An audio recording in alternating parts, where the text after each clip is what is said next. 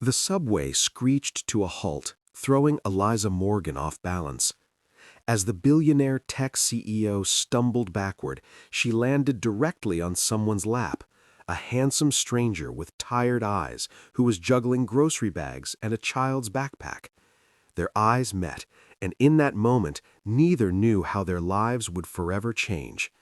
If you've ever believed in fate's unexpected twists, hit that like button and subscribe to see more stories that prove life's most meaningful connections often begin in the most unlikely ways. Eliza Morgan wasn't accustomed to taking the subway. As the founder and CEO of NeuroSync, a revolutionary AI healthcare company valued at over $11 billion, she typically traveled in chauffeur-driven luxury cars with tinted windows.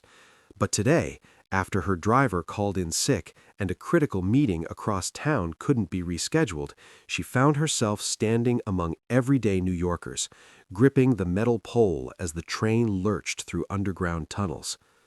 At 36, Eliza had everything money could buy: a penthouse overlooking Central Park, vacation homes on 3 continents, and a wardrobe that would make fashion editors weep. What she didn't have was someone to share it with. Relationships had always taken a back seat to her ambition, a choice she rarely questioned until quiet moments like these, surrounded by strangers living lives so different from her own. The subway car was packed with the evening rush hour crowd. Men and women in various states of exhaustion swayed with the motion of the train, their faces illuminated by the blue glow of smartphone screens. Eliza observed them with curiosity. These were the people her technology was meant to help, everyday individuals whose health concerns might be detected months earlier with NeuroSync's algorithms. Yet she rarely interacted with them outside of focus groups and market research. Eliza checked her watch, a subtle Patek Philippe that cost more than most people's annual salary. The meeting with potential Japanese investors had run late, and now she was running behind for the emergency board session she'd called. The quarterly projections had come in stronger than expected, and she wanted to discuss accelerating their expansion into European markets. When the subway jerked to an unexpected stop, Eliza lost her footing. Her designer heel slipped, and she tumbled backward, landing directly on the lap of a man seated behind her.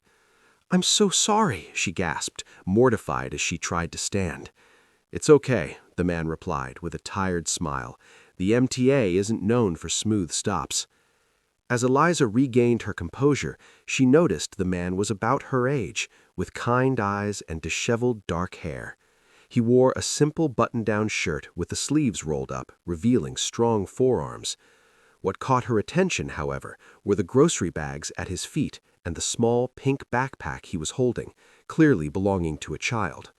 "Thank you for being my human cushion," Eliza said, attempting humor to mask her embarrassment.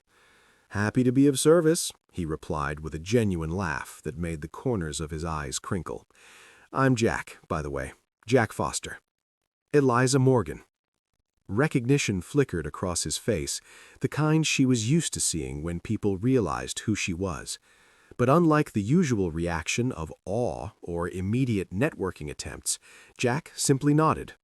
"Nice to meet you, Eliza Morgan, though I wish it had been under less physically awkward circumstances." The train started moving again, and Eliza should have returned to her spot. Instead, she found herself taking the empty seat beside Jack. Something about his calm demeanor and the genuine warmth in his smile intrigued her. "Those groceries look heavy.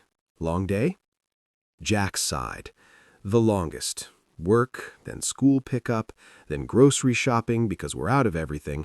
Now heading home to cook dinner, help with homework, and hopefully get a few hours of sleep before doing it all again tomorrow."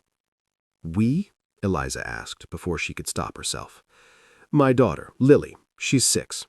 His face softened at the mention of his daughter, and he patted the pink backpack. "Her mom left when she was 2. It's been just us ever since." Something about his matter-of-fact delivery, devoid of self-pity, touched Eliza deeply. Here was a man carrying the weight of parenthood alone, yet speaking of it not as a burden, but simply as his life. "That can't be easy," she said. Jack shrugged. "Some days are harder than others. Today's been a tough one. Lily's babysitter canceled last minute, so I had to take her to work with me, which my boss wasn't thrilled about. Then she spilled juice on her only clean uniform, so we had to stop home before grocery shopping." He laughed softly. "But we're making it work." Eliza found herself captivated by this glimpse into a life so different from her own. While she spent her days in boardrooms making decisions worth millions, Jack was juggling work and parenthood with no safety net. "What do you do?" she asked. "I'm an architectural engineer. Nothing glamorous, but I love it. Or I did, before 60-hour weeks became the expectation." He glanced at her designer outfit. "And you? Let me guess. Finance?" Eliza smiled. "Technology, actually. I run a healthcare AI company." "Neurosync," Jack nodded. "I read about your work developing predictive algorithms for early disease detection. Impressive stuff." Eliza blinked in surprise. Most people knew her company for its valuation, not its mission. "My mom had Parkinson's," Jack explained, his voice softening. "Diagnosed too late for many treatments to be effective. Your technology could change that for others." The personal connection to her work caught Eliza off guard. In boardrooms and investor meetings, Neurosync was discussed in terms of market potential and profit margins. Jack's simple statement reminded her of why she'd founded the company in the first place, to make a difference in people's lives. "I'm sorry about your mother," she said sincerely. Jack nodded, a flash of old grief crossing his features. She was amazing, would have been an incredible grandmother to Lily. He brightened slightly. "She was an architect too, inspired my career choice. I have some of her original sketches framed in our apartment." The train announced their arrival at the next station. Jack gathered his bags, preparing to exit. "This is us," he said. "It was nice meeting you, Eliza Morgan. Thanks for making a rough day a little brighter." As he stood to leave, one of his grocery bags split open, spilling apples on the subway floor. Passengers stepped around them, some rolling under seats as the train slowed. Without thinking, Eliza dropped to her knees in her $1,000 suit, helping Jack collect the scattered fruit. Their hands touched as they reached for the same apple, and for a moment, time seemed to pause. Eliza felt an unexpected jolt of connection, something she hadn't experienced in years of carefully orchestrated dates with men her executive matchmaker had deemed suitable.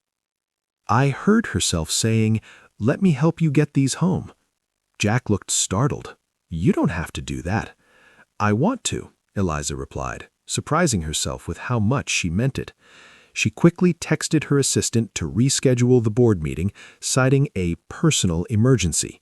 It was the first time in 5 years she'd prioritized anything over work. They exited the train together, Eliza carrying 2 of the bags as they walked 3 blocks to Jack's apartment building. It was a modest pre-war structure in a neighborhood that had yet to be fully gentrified, worlds away from her luxury penthouse. "It's a 5th-floor walk-up," Jack warned. "No elevator." Eliza smiled. "I pay a personal trainer obscene amounts of money to make me climb stairs. This is just saving me a trip to the gym." As they climbed, Jack pointed out neighborhood landmarks, the bodega with the best coffee, the community garden where Lily had planted sunflowers, the small park where he took her to play when the weather was nice. Eliza realized how disconnected she'd become from everyday life, how her world had narrowed to exclusive restaurants, private clubs, and corporate headquarters. Jack's apartment was small but warm, filled with children's artwork and mismatched furniture that somehow worked together.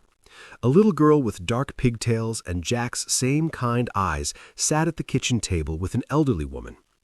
"Mrs. Petrovich from 3B. She watches Lily when I'm running late." The little girl looked up. "Daddy, you're home!" Her eyes widened when she spotted Eliza. "Who's that?" "This is my friend Eliza. She helped me carry the groceries." "Are you Daddy's girlfriend?" Lily asked bluntly. Jack turned crimson. "Lily, remember our conversation about personal questions?" Eliza laughed. "No, we just met on the subway. Your dad was kind enough to let me sit down when the train was crowded." The white lie came easily. Mrs. Petrovich, a woman in her 70s with sharp eyes that missed nothing, gave Eliza an appraising look. "You look familiar," she said, with a thick Eastern European accent. "I have one of those faces," Eliza replied smoothly, accustomed to being recognized and deflecting attention. After Mrs. Petrovich left, Jack began unpacking groceries. "You don't have to stay. I'm sure you have important places to be." Eliza checked her watch. Her evening was empty, save for reviewing quarterly projections, work she could do any time. "Actually, I'm free, and to be honest, I haven't cooked a meal in years. Mind if I help?" Jack raised an eyebrow. "A billionaire who wants to cook in my tiny kitchen? This I have to see." "Who said I was a billionaire?" Eliza challenged. Jack grinned. "I may be a single dad, but I still read the business section. Your last funding round was quite newsworthy." They fell into an easy rhythm, with Jack directing and Eliza following his instructions to prepare a simple pasta dinner. Lily sat at the counter, chattering about her day at school and asking Eliza dozens of questions about everything from her favorite color to whether she knew how to make paper airplanes. "I'm terrible at paper airplanes," Eliza admitted, "but I'm pretty good at coding games. Would you like me to show you sometime?" Lily's eyes lit up. "Yes, Daddy says computers are the future, but we only have an old laptop that makes funny noises." Jack shot his daughter a look. "Lily, we've talked about this. Our computer works just fine." Eliza noticed how the apartment, while clean and comfortable, showed signs of careful budgeting. The furniture was well worn, the appliances outdated. Jack's watch was a simple Timex, and his clothes, while neat, were far from designer. Yet there was a richness here that had nothing to do with money, a wealth of love and attention that was palpable in every interaction between father and daughter. Over dinner, Eliza learned more about Jack's life, how he'd been on track to partner at a prestigious architectural firm before Lily's mother left, forcing him to take a more flexible but less ambitious position. How he woke up at 5 a.m. to work on freelance projects before Lily awoke. How, despite the challenges, he never regretted prioritizing his daughter over his career. "She's everything," he said simply, when Lily had gone to brush her teeth. Her own parents had been absent figures, delegating her upbringing to a series of nannies while they built their business empire. She'd followed their example, believing relationships were distractions from success. Yet here was Jack, who had redefined success entirely around his daughter's well-being. "You're an amazing father," she said quietly. Jack looked embarrassed. "I'm just doing what any parent should do." "Not all do," Eliza replied, thinking of her own childhood. When it was time to leave, Lily insisted on giving Eliza a drawing she'd made during dinner, a colorful rendering of 3 stick figures labeled Lily, Daddy, and Eliza. "So you don't forget us," Lily explained. "I couldn't possibly forget you," Eliza said, carefully folding the drawing and placing it in her purse. At the door, there was an awkward moment as neither seemed to know how to say goodbye. "Thank you for dinner," Eliza said finally. "It's been illuminating." Jack smiled. "Is that CEO speak for 'I had a good time'?" "Yes," Eliza laughed. "I had a wonderful time." "Maybe we could do it again sometime?" Jack suggested, then quickly added, "Or not. I'm sure you're busy running your empire." Eliza made a decision then that would alter the course of her life. "I'm free this Saturday. Perhaps I could take you both to the Natural History Museum. Lily mentioned she loves dinosaurs." Jack's expression was a mixture of surprise and something else. Hope, perhaps. "She'd love that. We both would." As Eliza rode home in a taxi that night, she realized she'd spent the evening without checking her phone once, a first in as many years as she could remember. The company that had consumed her life suddenly seemed less important than the connection she'd felt sitting in that small kitchen, laughing with a man who measured wealth in moments with his daughter rather than dollars in his bank account. Back in her penthouse, Eliza found herself standing before the floor-to-ceiling windows that showcased the glittering Manhattan skyline. The view had always filled her with a sense of accomplishment, concrete proof of how far she'd come from her middle-class upbringing in Ohio. Tonight, however, it felt oddly hollow. She picked up the drawing Lily had given her and pinned it to her otherwise pristine refrigerator. The childish scrawl stood out against the sleek stainless steel, a colorful intrusion into her monochromatic life. The next morning, Eliza surprised her executive team by rescheduling a major presentation to make time for a personal appointment. That appointment was a trip to a high-end toy store where she purchased a child-friendly laptop designed to teach coding basics. She hesitated before buying it, remembering Jack's pride and how carefully he'd avoided any hint of needing assistance. This wasn't about charity, she told herself. It was about nurturing Lily's interest in technology, something Eliza was genuinely passionate about. Saturday arrived, and Eliza found herself unusually nervous as she prepared for their museum outing. She deliberately chose casual clothes, designer jeans and a simple blouse, and minimal jewelry. When her driver pulled up to Jack's building, she instructed him to wait around the corner, out of sight.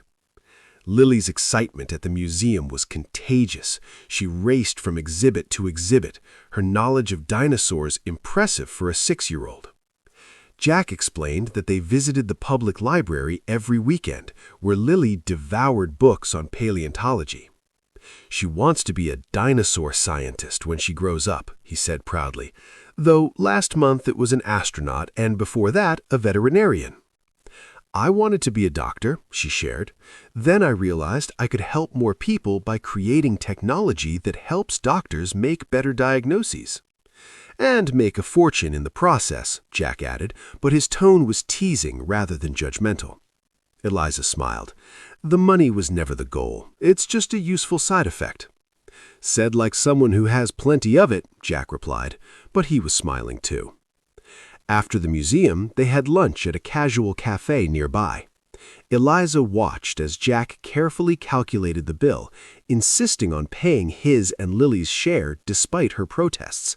I invited you, she argued, and we accepted, he countered, but that doesn't mean you have to bankroll us. His independence both frustrated and impressed her. Most men she met either resented her wealth or tried to benefit from it. Jack seemed determined to do neither. When they returned to Jack's apartment, Eliza presented Lily with the laptop. Jack's expression tightened momentarily, but Lily's joy was so evident that he couldn't maintain his reservations. This is very generous, he said quietly to Eliza, while Lily explored her new treasure. But you don't need to buy us things. I know, Eliza replied, but technology education is important, and Lily's clearly bright. Consider it an investment in the future of women in STEM. Jack laughed despite himself. You've got an answer for everything, don't you? It's part of my job description, she said with a smile. That evening, after Lily had gone to bed, Jack and Eliza sat on his small balcony, sharing a bottle of wine. The night was cool, the city sounds creating a familiar urban lullaby. Tell me about Lily's mother, Eliza said softly. It was a question she'd been curious about, but hesitant to ask. Jack was quiet for a moment. Her name is Rebecca. We met in college, both architecture students with big dreams. We weren't planning on having a child so young, but when it happened, we were excited. At least, I thought we both were. He